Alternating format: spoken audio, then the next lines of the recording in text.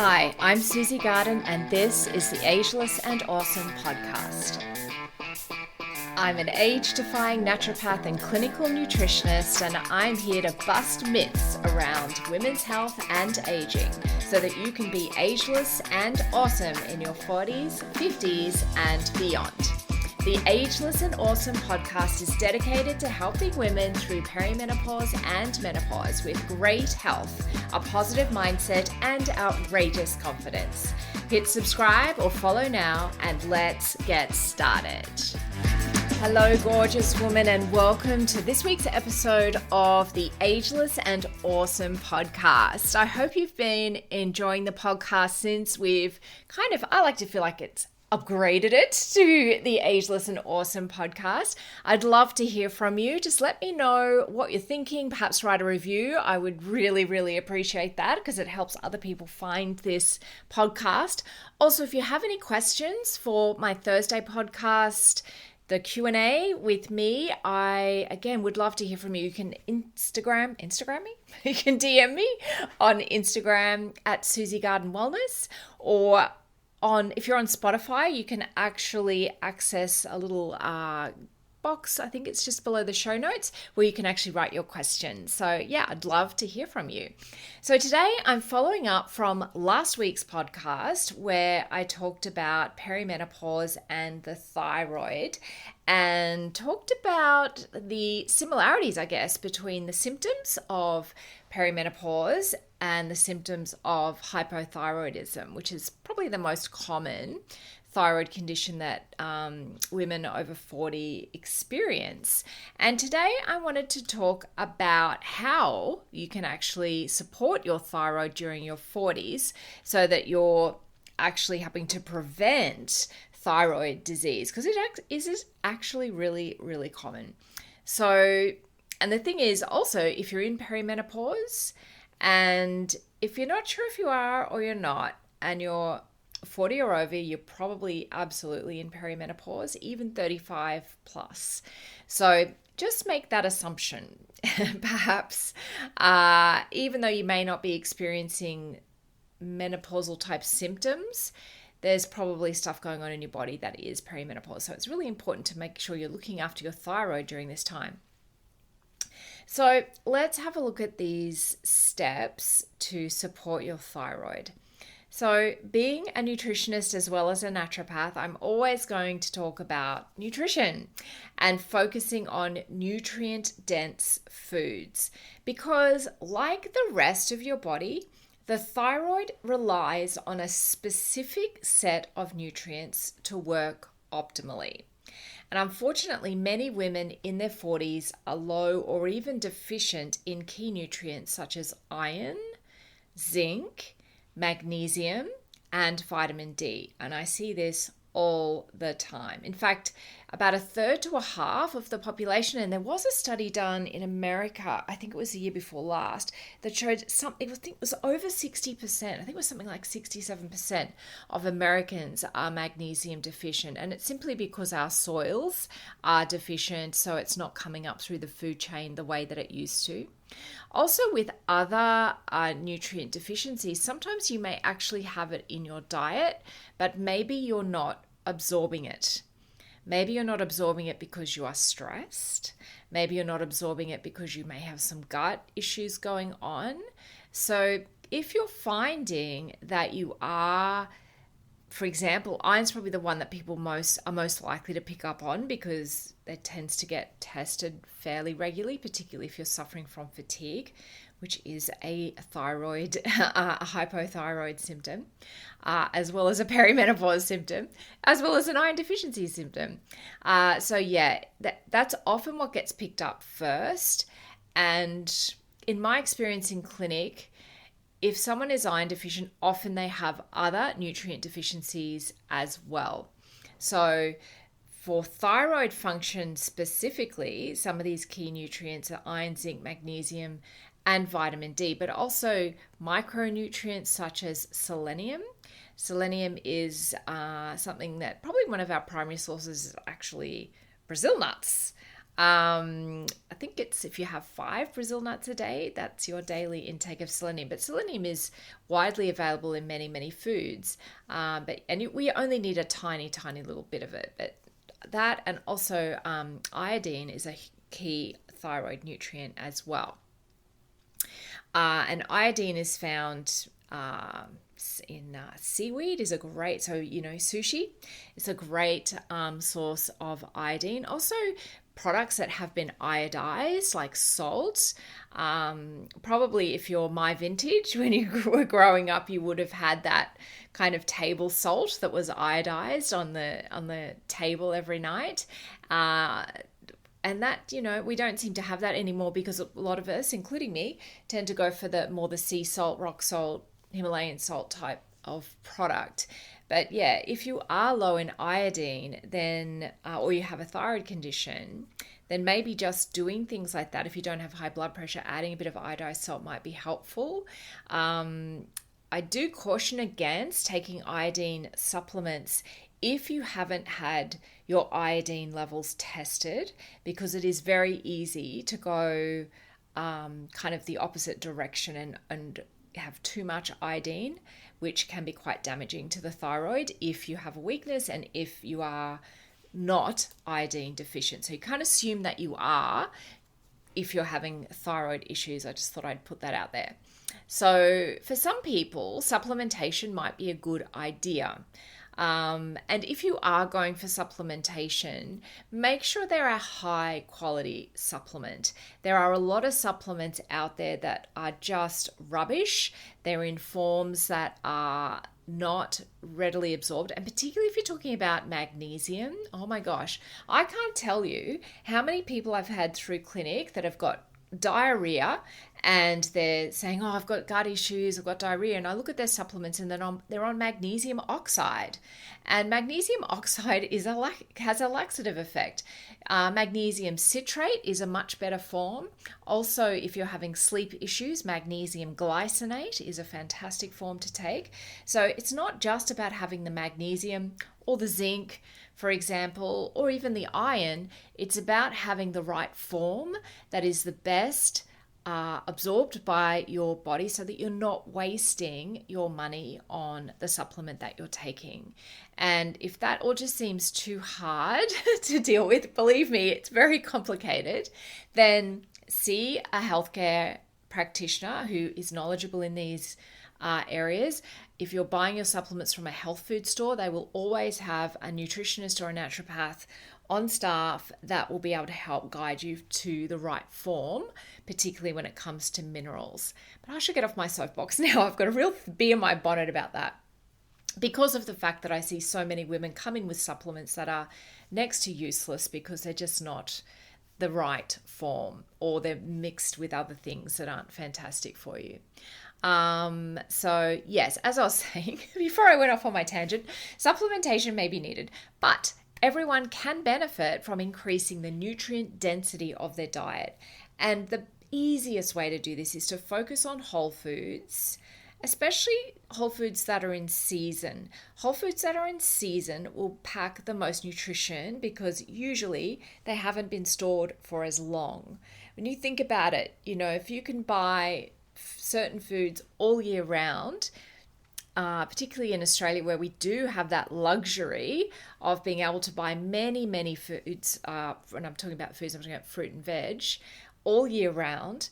Often those are being imported from other countries where it is the season that those fruits and veggies best grow in. So coming in from the northern hemisphere, whether you're in winter or in summer in Australia, so that we can have, because we luxuriate in having these foods year round.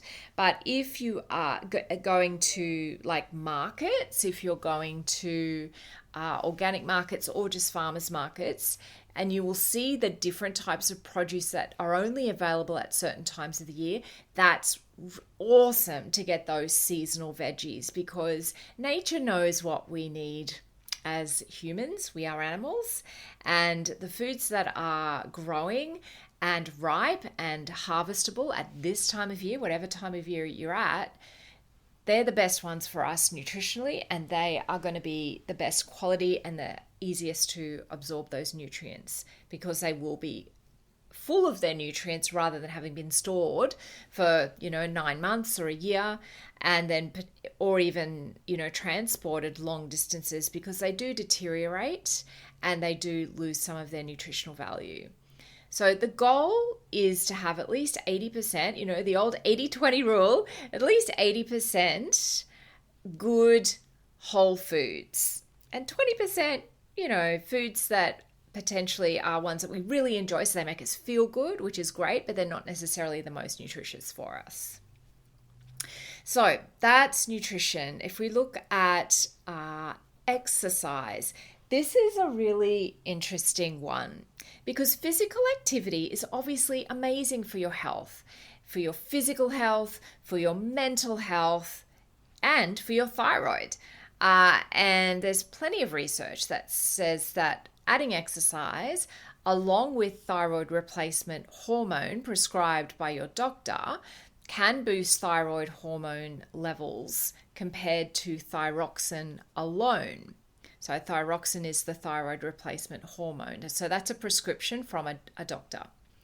So I'll just repeat that again in case I lost that in all of those explanations. So adding exercise along with thyroxine can boost thyroid hormone levels higher compared to thyroxine on its own. So movement or exercise is definitely going to be great for your thyroid health, as well as those other benefits. But more is not always better. The thyroid gland is particularly vulnerable to stress, including the physical stress of intense exercise. Because when we do intense exercise, our body goes into stress response. That's just what happens. And so, if you're going to CrossFit 6 days a week or doing HIIT, high intensity interval training, every time you go to the gym, you might be putting unneeded strain on your thyroid, and this can sabotage your metabolism, which is the last thing you want. So instead, go for a mix of exercise forms and intensity. So do some yoga to get that stretching and get that mind-body connection, get that mindful movement.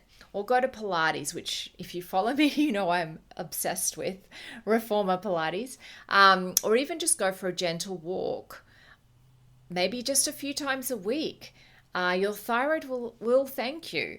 And remember, always take this into account with your own individual circumstances. You might be listening to this and you have thyroid disease, or you might be listening to this and know that it's in your family and you're maybe at risk, or maybe you're not even thinking about your thyroid, but this can happen to anybody. So I find too that as we get into our 40s, those excessive types of exercise, unless you've been doing them all your life, if you just suddenly decide, I'm going to run, or I'm going to do HIIT or CrossFit or those sort of more intense ones, sometimes that can be problematic. I've had a number of clients that have decided to do this in their 40s and they've injured, got back injuries in particular, knee injuries, ankles, and that causes all sorts of issues when you can't move in the way that you want to move. And particularly as I do work with a lot of clients in weight loss, that can be a real problem if you can't really move. Having said that, about 80% of weight loss is what you're putting in your mouth. So anyway, I think that's all I want to say about movement. Is just mix it up a bit. And if you don't like doing really high intensity stuff, don't force yourself to do it. You don't need to do that unless you've got specific goals around that. But certainly for weight loss, in fact, when I work with people on weight loss, the first 2 weeks I work with them, we don't do exercise at all, because we're working on portion sizes, we're working on reducing inflammation in the body, reducing stress, improving gut health. And if you're really flogging your body at that time, it kind of causes some problems. So definitely have a look at the kind of movement that you're doing. Are you enjoying it? Is it good for your mental health as well as your physical health? Are you getting injuries, multiple injuries, finding it hard to recover from injuries? You may want to rethink the type of movement you're doing. And you will find something that you love, that is good for you and your body, and that's going to be the one that's going to serve you well. Number 3, put stress management first. One of the biggest drivers of both perimenopause and thyroid symptoms is chronic stress. Stress depletes progesterone and interferes with thyroid hormone production. And low progesterone can further reduce free thyroid hormone in the blood and trigger autoimmune processes if it's a long-term unchecked stress. It also causes gut issues. We have a gut-brain connection, as you know, that will reduce your absorption of your nutrients as well. It may interfere with your sleep, and we know sleep is really important for healthy hormones and for healthy aging and for just overall general well-being. So if you are rating your stress level 5 or above out of 10, with 10 out of 10 being the most stress you can imagine, the ideal is probably 3 to 4 out of 10. So if you're looking at 5 out of 10 for your stress rating, you probably need to have a look at bringing in some stress management strategies into your life. And this can be a few different approaches. So are there things that you can stop doing, that you can outsource, that you can delegate, whether it's at work, whether it's at home? Are there things that you can give to somebody else to do so that you can free up some time to either bring your stress management plan into being, or so that you're less stressed? And with what remains, how can you support your stress resilience? Now, I have a number of podcasts on stress management, so please feel free to go back through my back catalogue, and I think if you put in the search to stress, you'll find heaps. But the basic one that I've talked about many times is always belly breathing, because it doesn't need to be done as a separate activity to anything else that you do in your life. Is that mind-blowing? Something you can do that you don't actually have to make time to do, that you can just do all of the time. Nobody knows that you're doing it, and it will help regulate your nervous system and bring your stress response down. So go and check out my other podcasts on that. If you're really interested and can't find them, please DM me on Instagram at Susie Garden Wellness or through the Spotify app, and I will direct you to those episodes. Next, I'm going to talk about inflammation. You guys know I love talking about inflammation, and I've said this many times that pretty much all chronic disease, or all disease, has inflammation as a factor, whether it's a mental health issue or a physical health issue. Thyroid dysfunction is no exception to this rule. In fact, it's more vulnerable to the effects of inflammation than many of your other organs and glands. So what does inflammation do to the thyroid gland? It can cause the overproduction or underproduction of thyroid hormone, which throws your entire metabolism off balance. And for some, it may swing between overactive and underactive, which can lead to a host of symptoms. And there is, of course, you're probably aware, thyroid conditions that are just like hypothyroidism or hyperthyroidism. And then there's the autoimmune kind of thyroid condition, such as Hashimoto's. So there is a huge link between inflammation and thyroid conditions or thyroid disease. So it's really important that you manage your underlying inflammation, and that can be caused by issues such as a diet that is full of processed foods or high alcohol, high sugar, chronic stress, insulin resistance, nutrient deficiencies, toxins in the environment. So many things can cause inflammation, and we can manage inflammation by having a good stress management plan, by managing our gut health and addressing, but we know that there's a big source of inflammation is when your gut is not doing well. So if you've got chronic constipation, you've got chronic diarrhea, you've got bloating, you've got pain, any of those things need to be looked at. They should not just be your normal. It should not just be, I've had this ever since I was a kid. Please. I see many clients that believe that this is just how their body is, and there is always something going on in the gut that is driving that, and usually that can be addressed relatively easily. So definitely really notice if you're thinking, actually, I'm getting diarrhea every second day or 3 or 4 times a week, or even just weekly, that is something that needs to be addressed. Don't let that go. So yeah, addressing underlying inflammation, making sure you've got lots of antioxidants, anti-inflammatory foods in your diet every day. And it's really easy to find that out. Just Google it.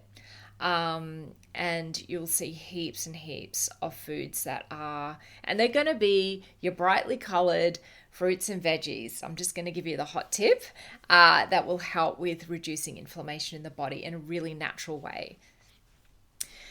Finally, I just wanted to say, know your thyroid levels. Generally speaking, for a female, whenever you get bloods done, the doctors will order thyroid stimulating hormone. Now, this is just one number. To really look at your overall thyroid health, you need to know not only your thyroid stimulating hormone, but your thyroid hormone levels as well. And then if they're off, then look at your antibodies. And, having this knowledge is critical to get thyroid conditions under control. And it's best to know if your thyroid is sluggish, underactive, or even under attack from your own immune system. So you can ask your healthcare professional. It's very easy to access these tests by paying for them. They're not particularly expensive. So if you feel like, you're at high risk, you've got it in your family, you've got symptoms that you feel like, after listening to these podcasts, maybe that's me. See if you can get that test, or, message me. I'll show you where you can get that test done. Because, many women experience thyroid-related symptoms for years before getting diagnosed because they're just not either seeing their GP or they're not getting the right kind of testing done. So I think that's all I want to talk about today. That's quite a lot. So it's a little checklist for you of these tips to support your thyroid health during perimenopause. So I'll just recap: focus on nutrient-dense foods, exercise in moderation, put stress management first. It's a big priority. And keep inflammation at bay. Those two are linked. Know your thyroid levels or your thyroid health. So I hope that's been helpful. If you feel like, some of these things I really want to talk to someone about it, I offer complimentary calls on my website. I'll put the link in the show notes. If you want to book in for an age-defying or weight loss strategy call, then I would love to chat to you. There's no obligation. It is simply for me to understand what you need, see if what I offer can help, and see if we're a good fit to work together. So yeah, I just wanted to put that out there. I hope you're having a great week, and I will be back with my Q&A podcast on Thursday. Thanks so much for joining me today on the Ageless and Awesome podcast. If you liked today's episode, please make sure you click the little plus button if you're on Apple Podcasts, or the follow button if you're on Spotify, so that you can get each new episode delivered to you every single week. If you like free stuff, and who doesn't, then head over to susiegarden.com and grab my 8 essential age-defying secrets every woman over 40 should know right now. Or if you'd like to continue the discussion, head over to Instagram and DM me at Susie Garden Wellness. I'd love to connect with you.